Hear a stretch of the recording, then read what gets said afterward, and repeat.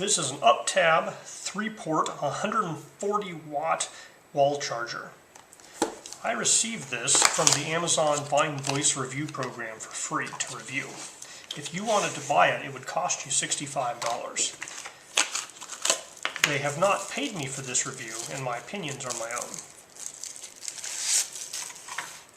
Okay, so in the box you have a square charger, fold down tabs. It has 3 ports. According to the box, either one of these top 2 USB-C ports can do up to 140 watts. Now, if you plug in something to both of these ports, you can get 65 watts out of each, which is 140 total. If you plug something into the USB-A port, it'll do a max of 18 watts. Now, if you plug in something to all 3 ports, it's limited to 65 watts, 45 watts, and 18 watts. So you only get the 140 watts out if you're using a single USB-C port with nothing else. Now, I can't even test the 145 watt claim because my biggest load is 100 watts. So I'm going to plug in a 100 watt load on the first one, my laptop on the second one. So size-wise, this guy is 68 by 72 by 31 millimeters in size. So that's 2.7 by 2.85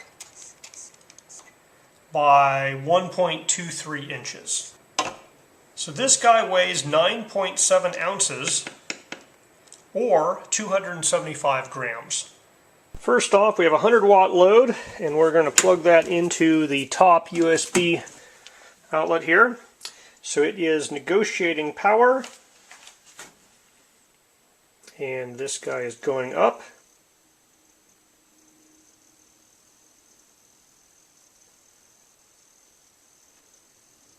Alright, so we're at 93 watts here. This is a 100 watt cable, and I've seen this cable do, at least 97 watts.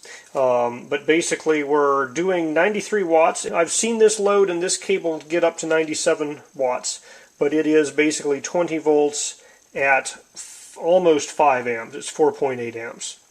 So now I have my laptop over here, and I'm going to be encoding a video and charging the laptop battery, and I'm using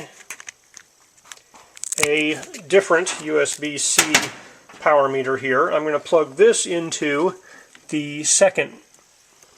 So up here I'm plugging in the laptop. Of course I have too much weight on the charger now. Let me hold that up. Okay, so the laptop is drawing 20 volts at 3 amps, so that's 60 watts for the laptop. This guy down here is doing 62.8 watts, so it looks like we're getting the advertised 65 watts per port. So we have 63 from that port, about 60 from this port, which might be the max my laptop can draw.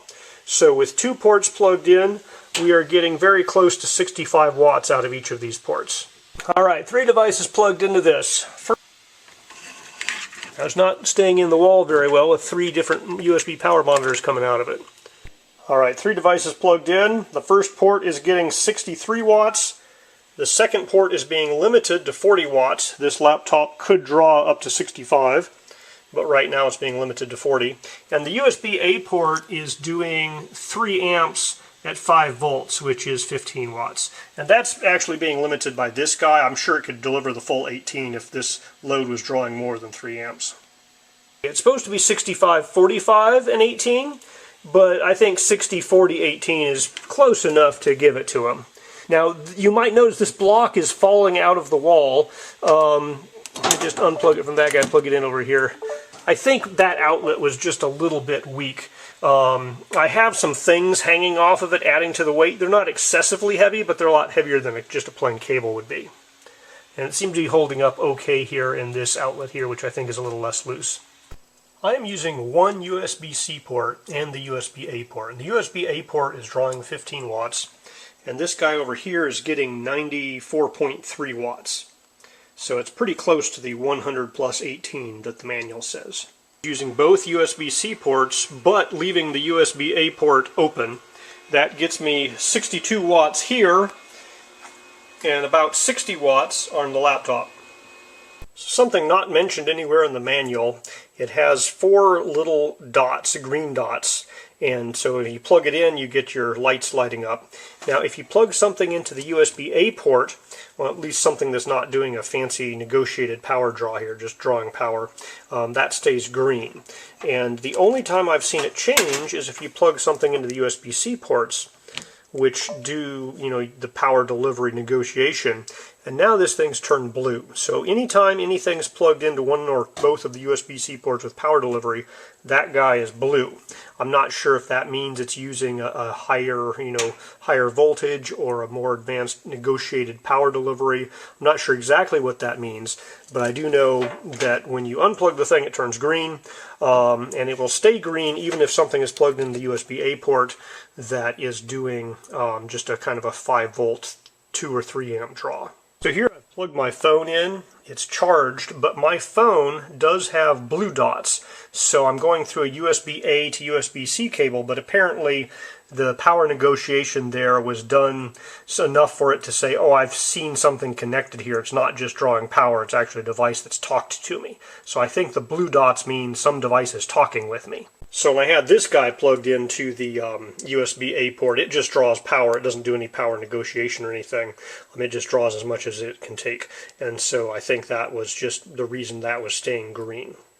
Alright, we're going to let that thing run there for 10 minutes and we'll see how hot it gets with all these things drawing power off of it. Okay, this guy's been pushing out about 118 watts for the last 10 minutes. And you can see it's up to almost 50 centigrade. We're at like 48 or so, 46, 47, 48. So it's definitely getting warm. This guy is a little larger than some other power bricks I've looked at. It may be that it takes longer than 10 minutes for this guy to get up to its stabilized temperature. So I'm going to wait another 10 minutes for a total of 20 minutes to see what temperature it gets up to then. Alright, we've been drawing about 120 watts for 20 minutes out of this guy. You can see the hot spot here is 58 centigrade. So that is definitely very warm to the touch. That's uncomfortably warm. I would not want to leave my hand on it for more than just a few seconds. So this guy will definitely heat up if you're drawing, the 120 watts out of it. All right, I put this guy through its paces. I could not test a single port at 140 watts. When I plugged in 2 devices, I was able to get 65 watts out of both of these 2 USB-C ports. When I plugged something into the USB-A port, I could get 15 watts out of that. This guy was doing 65 and this guy here was doing 40. So the manual says it does 65, 45, and 18. But this second port, when I had something plugged in the first port doing 65, the second port was limiting at 40 watts. So I'm not sure if that's just a misprint in the manual, a misconfiguration on this thing. What's 5 watts between friends, right? So basically I've seen this guy put out 120 watts when I had 2 things hooked up to the 2 USB-C ports or 3 things hooked up to it. So you're guaranteed that it can produce 120 watts, and it'll probably do 140 if you have a cable and a load that can draw 140 from a single port. The light here will turn green when it has power, and when you've plugged in a device that is communicating, like doing a power delivery negotiation or some type of power negotiation, it will turn to a blue color. Now if you just plug in a dumb device that's just drawing 5 volts out of the USB-A port, it'll stay green, but it does still provide power. So it does what it says it's supposed to do. I've noticed, the 100 watt delivery was really like 93. The 65 watt delivery was really like 63. So it's the voltage and the amperage are just a little bit lower than the maximum possible at each of those ratings, but it's close enough to say it's pretty much meeting the standards there. It is a bigger and heavier wall plug, and so I ran into a little bit of issues. I had a looser socket, and I had a couple of USB power monitors hanging off of this thing, and it would pull itself out of the socket. So I moved it over to a socket that was tighter, and then it held itself in the cables with the various little USB power monitors on it. But keep in mind, if you're going to an airport where you have super loosey-goosey sockets, you might be holding this thing up against the wall just because it's heavy enough that if you have a loose socket, it won't necessarily hold its own weight just on the friction on this little plug here. So that's one downside of the larger size and capacity, is that there is more weight and it's all hanging off of that wall outlet. So you need to have an outlet that's reasonably tight on this to hold it up. So it gets very hot when it's delivering 120 watts. I've seen it up to 58 degrees centigrade, which is, it's not going to scald you if you touch it, but you're not going to want to keep your hand on it for very long. That is uncomfortably hot. It's not dangerously hot, but it definitely warms up when you're pulling the full current through it. Now, in a lot of cases, for most people, you're going to have a laptop that does maybe 65 watts. You're going to have a tablet that's doing 20 watts and a phone that's doing 18 watts. In most cases, a lot of use cases, you're not going to be pulling the full 140 watts out of this guy. You're really saying, hey, I want to have enough power so that I can charge everything at full speed here. But realistically, a lot of the time, your device is just operating and not pulling the full power.